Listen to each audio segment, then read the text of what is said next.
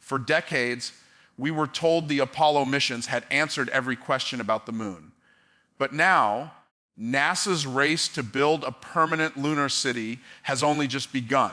And what they've uncovered already may be rewriting the rules. Officially, the Artemis program is about exploration, international partnership, and landing astronauts at the moon's south pole by 2026. On paper, it's a story of peace and science, with 13 candidate landing sites under review and partners ranging from Europe and Japan to Canada and the UAE. But behind the optimism, cracks are starting to show. The first red flag is secrecy. Out of those 13 sites, key coordinates and remote sensing data remain sealed. Technical meetings are closed, with minutes marked proprietary or outright classified. NASA says it's for safety and compliance with international agreements. Yet some partner scientists whisper about being quietly shut out of the most sensitive discussions. The second red flag is timing. Artemis 2, the first crewed lunar flyby, has already slipped to late 2025. Artemis Saturn, the headline landing, clings to its 2026 target. Meanwhile, China is racing for its own landing by 2030, raising the stakes in what looks less like cooperation and more like a scramble for dominance. And then there are the whispers. Reports of energy spikes beneath the surface, voids where ground, penetrating radar returns suddenly vanish, and cavern-like anomalies not shown on official maps. NASA dismisses them as glitches or natural features, but the pattern of sealed files and restricted data feeds suspicion. What could be worth hiding from even allied scientists? The dangers, too, are real. Apollo astronauts warned of lunar dust, a toxic, razor, fine powder that clung to suits, irritated lungs, and lingered for days.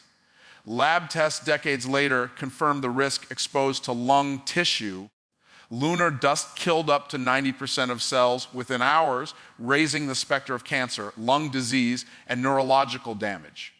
Officially, NASA calls it manageable. Unofficially, the hazard has shaped every Artemis design. The solutions are controversial.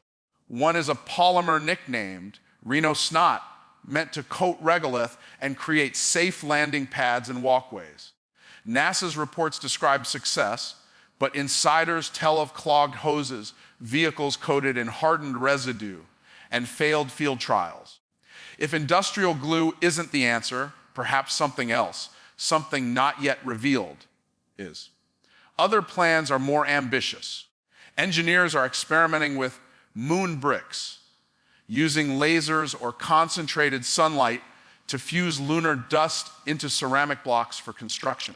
Early prototypes suggest these materials could build radiation, shielding walls, or even translucent domes capable of housing labs, farms, or entire communities. The futuristic designs look less like engineering projects and more like relics of an alien civilization. Power is the final piece of the puzzle. NASA's Fission Surface Power program is preparing 40 kilowatt nuclear reactors for lunar deployment. Publicly, they're described as survival tools for the long lunar night, but classified procurement documents mention security perimeters and remote shutdown protocols, language more suited to military strategy than civilian science. Even the vehicles tell the story. The lunar cruiser, a joint project with Japan's JXA and Toyota, resembles less an exploration rover and more an armored transport, composite shielding, redundant systems, hardened electronics, and encrypted comms. Officially, it's astronaut safety. Unofficially, Pentagon analysts are already studying its dual-use potential. Piece by piece, a different picture emerges. Not just a research outpost, but a fortified foothold.